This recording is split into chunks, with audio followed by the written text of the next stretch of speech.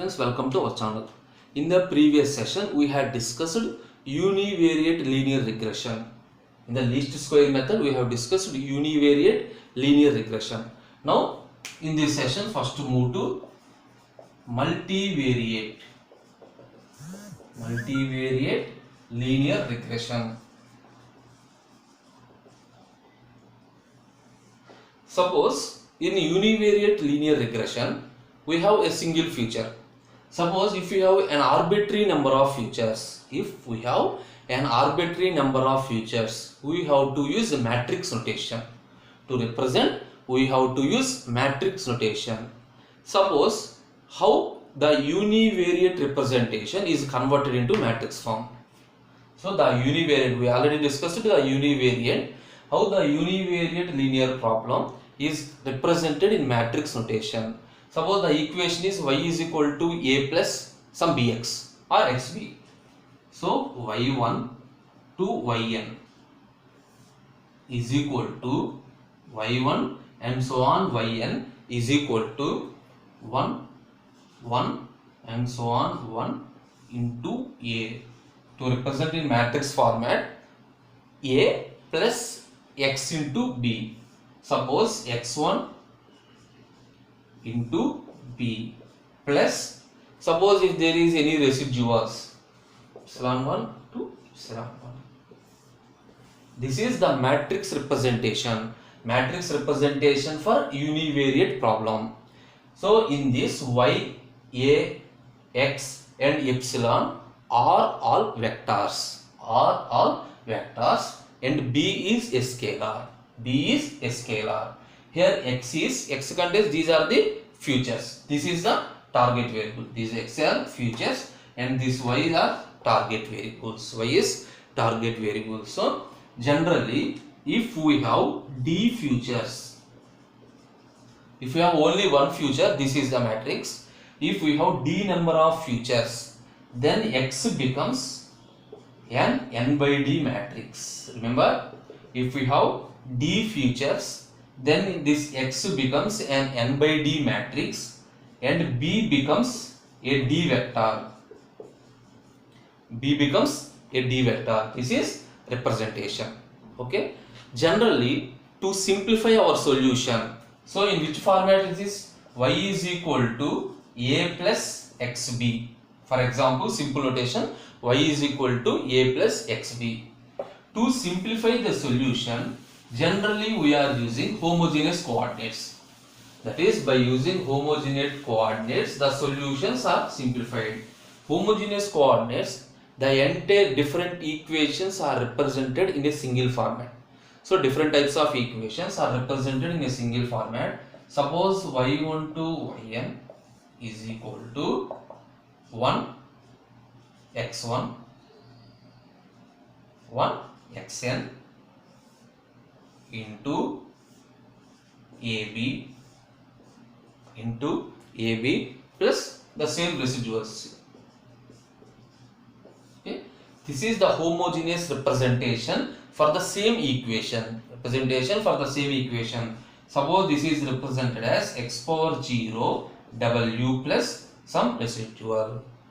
Here x power 0, suppose the matrix x power 0 is an n by d plus 1 matrix, that is n row d plus 1 columns. In d plus 1 columns, the first two column is always ones. D plus 1 column, the first two column is 1 and the remaining n columns are columns of x. So simply I am merging ones with the columns of x. And w, what is the value of w? W is equal to AB, the first row, that is d row vector. This is a d row vector. The first row is an intercept and remaining all rows contains the regression coefficients. Okay. This is the representation of homogeneous coordinates. Whatever the representation, don't confuse it if you are using either normal representation or homogeneous representation. Our actual aim is to get the solution very easily and to make zero intercept. that is either homogeneous representation or normal target variable representation to make zero intercept. For that, okay, so first point, the representations are completed. The representations are completed and to make zero intercept. Okay. Suppose in univariate solution we are finding a closed solution for a closed form W. Solution for a closed form W. Similarly, in multivariate also we have to find the solution. Similar to univariate, we are identifying W solution. Similarly, in multivariate also we have to find the solution for W. Solution for W. Okay, how we are finding? Find the covariance. In the previous one, we have only one feature. So we are finding the covariance between the feature and the target variable. Now in this, we have to find the covariance between every feature and a target variable. Find the covariance between every feature and a target variable. Suppose I will explain. Assume an expression x power t into y. Assume an expression x power t into y. Okay, it is a n vector. X power t into y. It is a n vector. The jth entry.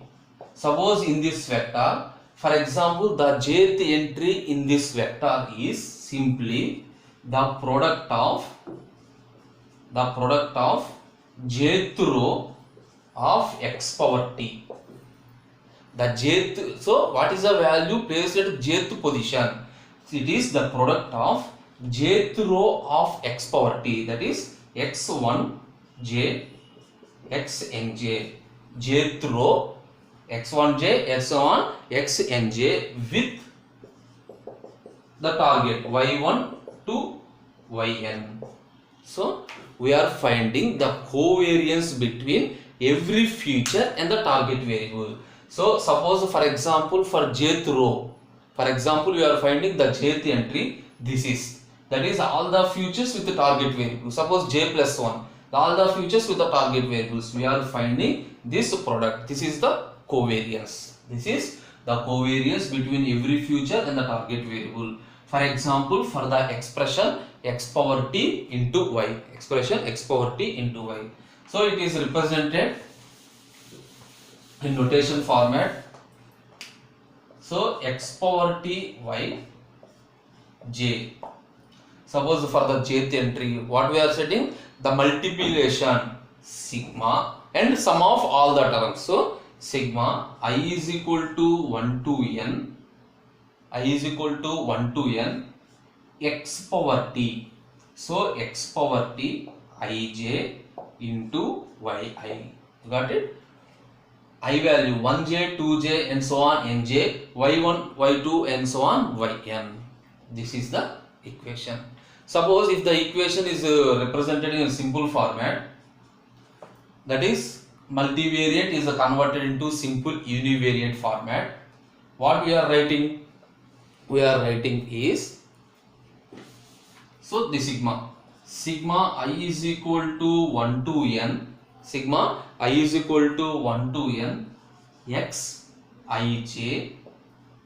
So is it capital or small? X ij minus mu j. What is this one? This is column. Mu j is the mean. Mu j contains all the means. Mu j contains all the means. For example, j represents the jth column mean. Mu j contains for all jth column means are placed in mu j. That is for all the features we are subtracting this one. Similarly, yi minus mu j, yi minus mu j. So mu j contains jth column means here yi is the target variable, yi minus the mean of all the target variable is y bar.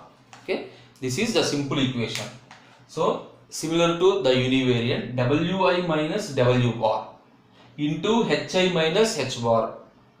Okay, wi, so wi means the particular entry minus the particular mean, y bar minus yi minus y bar plus Along with this one, we have some additional value is also present. N into mu j y bar. N into, that is after finding the co-occurrence between every future and target variables, we have to find, this is the matrix representation. We have to find the j, that is this mean and this mean, multiplied by n times, So jth column mean, that is the simple representation is n into the covariance between x and y, sigma, so x and y, sigma jy. So j means for all the columns, minus, so here the plus symbol, mu j into y bar. This is the solution we are getting. So up to now we have no doubt. This is the jth column, mean we have to find the covariance between every future and the target variable. It is a matrix representation. We have to find this column. So by simplification, this is the covariance. The covariance is represented in the format of sigma. We have to find the covariance between j and y. So sigma jy, the n is a common term, sigma jy plus sigma mu y, because this operation is repeated n times. So n into sigma jy plus mu j into y bar, Here, for example, we are assuming that every future is 0, then automatically mu j is equal to 0. The future is 0, then mu j value is equal to 0. Okay, this is representation. So remember, in univariate, first we are representing in the normal way. Next, what we are doing? We have to convert all x values into normalize. Every future, that is a single future, the future is converted into normalize by some unit variance. Similarly, in multivariance also we are achieving normalization by use of matrix. Okay, so we are using a diagonal matrix. In this, we are using a diagonal matrix with all entries are 1 by sigma xy. For example, we are using for jth column, so the representation is 1 by sigma jj. If we are using a diagonal matrix with all diagonal entries are this one. Suppose, assume S is a diagonal matrix. With all diagonal entries are sigma jj. N into sigma jj. Then how we are achieving this one? Simply by inverse. If S is a matrix with the diagonal entries of this one, the inverse of S is this one. That is, we are achieving this one by taking the inverse of S. We are getting this one. Okay. Now write down the equation. So W cap is equal to S inverse of x power t y. Okay. Observe. In the previous, I am normalizing each x value to some unit variance. But in this, the variance, that is, the normalization is applied for each and every future. That way, I am multiplied with some scaling matrix. Here, how we are getting this inverse? Assume, my assumption, S is a diagonal matrix with all diagonal entries are sigma jj. If scaling occurs, how we are getting? Dividing each value. Remember, in univariate, dividing each value by its variance.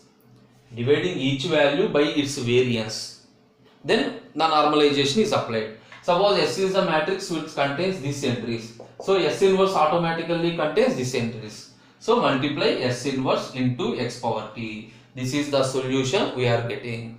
So this S inverse is automatically x power t into x whole inverse. So if you are observing scaling matrix, S inverse S matrix becomes this one. So if we identify this one, generally uncorrelated features, we have one term uncorrelated. Uncorrelated means if we are finding the variance between any pair of different features, the value is 0. The value is 0 if you are finding the variance between any pair of uncorrelated features. Pair of uncorrelated features. Okay. Okay. So what is the final aim? What is our final aim? Effectively, these decompose this multivariate regression problem into univariate regression problem to solve the concept. This is multivariate linear regression. Now, in the least square method, we have two more points. The first one is regularized. The first one is regularized regression.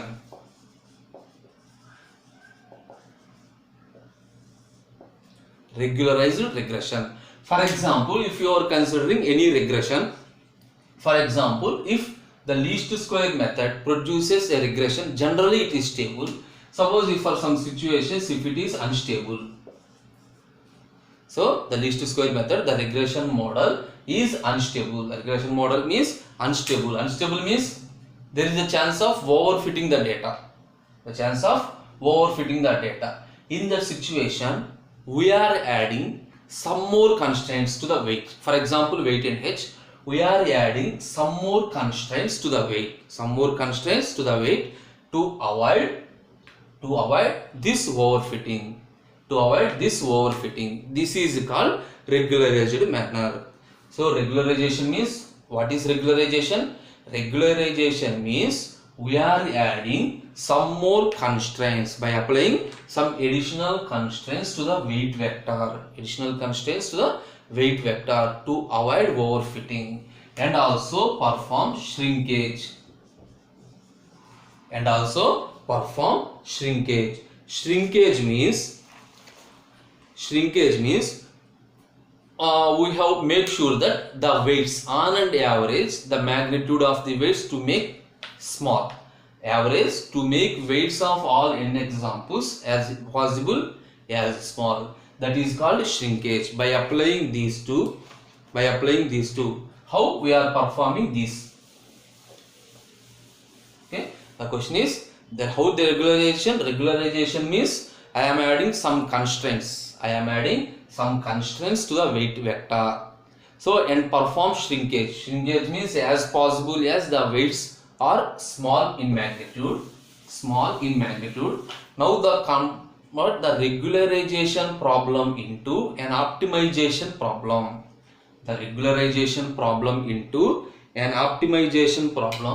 W star is equal to argmin of W y minus xw whole transpose.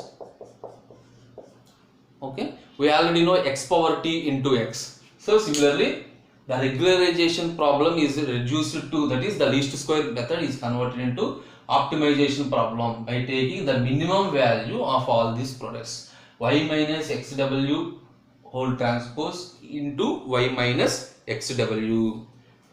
It is also same. Remember, it is also the sum of squares of residuals.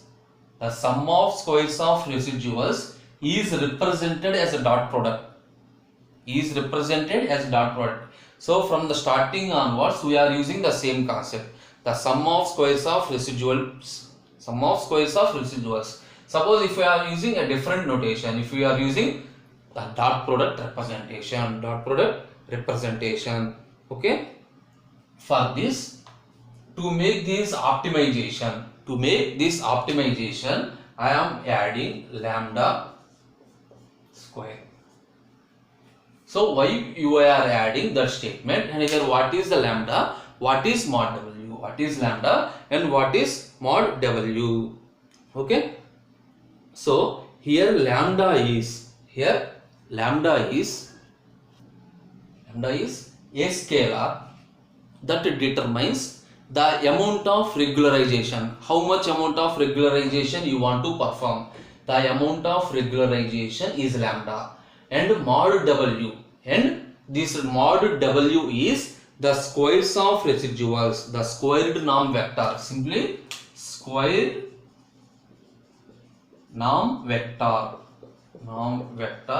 for W, the squared norm vector for W. So see this one, I am converting the regularization problem into optimization by adding this one. So up to now this is the same, up to now this is the dot product of variances. This how, that is to convert the regularization into optimization, how much amount of regularization you want, that is lambda, and the norm vector for W, that is the normalization vector for W is represented as W dash, and the closed form solution, the solution W cap is equal to, so this one, x power t x plus lambda I, remember this equation, x power t x plus lambda I whole inverse into x power t. This is called ridge regression. This equation is called ridge regression. Here lambda is an identity matrix. Along with ridge regression, we have also lasso regression. Lasso regression means least absolute shrinkage and selection operator. Suppose in ridge regression we are using L2 norm, in lasso regression we are using L1 norm. Okay, this is the regularization. Of regression. And the last concept is, and in this the last one is classification. To know the least square method is applicable for regression. Now move to the least square method for classification.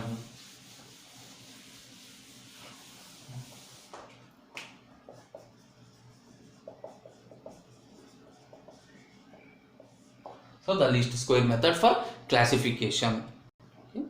Okay, the least square regression for classification. So generally we have, up to now we have discussed the regression problem. Suppose to learn this concept by using binary classification. It contains two classes. Assume positive class and negative class. It contains two classes, positive and negative. Positive and negative examples. For example, all the positive examples are represented with this notation. Suppose the positive examples represented with +1. Y minus is the negative example. Okay. Now we already know the equation x power t into y. X power t into y. In x power t into y, this equation is written as positives into u plus minus negative into u minus. What is this u plus and u minus? These are mean values for all the positives. This is the mean value for all negatives. Mean values for all positive, that is each future mean values, each negative future mean values. This is the equation. We are getting. So in general, the least square method, the least square classifier lends the decision boundary. I am writing in general, the least square classifier lends a decision boundary. How? Decision boundary W into X is equal to T. Decision boundary W into X is equal to T with suppose this is the equation. What is the value of W? With W is equal to, we already discussed, x power t into x. X power t into x whole inverse positive u plus minus negative u minus. See this one. See this one. Okay. So generally the least square classifier lends a decision boundary with the equation w into x is equal to t. Here x is our futures. So how we are getting w? W is equal to this one, x power t into x inverse positive. So we already get this formula. By using this value, by using this one. Suppose, hence by using this one, we are assigning a class label. This is the classification. We are assigning a class label. Suppose y cap. We are assigning a class y cap is equal to sine of w into x minus t. W into x minus t. This is the class we are assigning. Suppose here sine of x. Suppose for an instance x, sine of x is equal to plus 1 if it is greater than 0. Sine of x is equal to plus 1 if x is greater than 0, if is equal to 0, and minus 1 if x is less than 0. And minus 1 if x is less than 0. X is less than 0. Generally, okay. This is the least square regression for classification. Okay, this is the formula. Generally, one last point is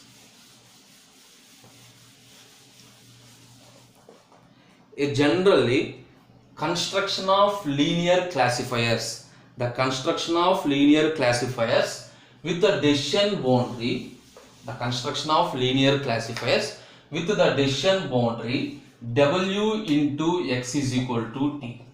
A general way of constructing linear classifier with the decision boundary w into x is equal to t is constructing w as. So we already discussed the concept, that is w is represented as some notation. So now I am discussing the general way of computing the linear classifier by using this decision boundary w as m inverse n positives into u positives minus n negative into u negative with different possible choices of m, n and u. The different possible choices of n, m and u. The full covariance approach has simply the time complexity is big O of n square into d. Okay. So this is the least square method. Now in this session we have discussed the multivariate regression problem and regularization regression, and finally linear regression for classification. This is the completion of the first topic in linear models, that is the least squares method. Thank you.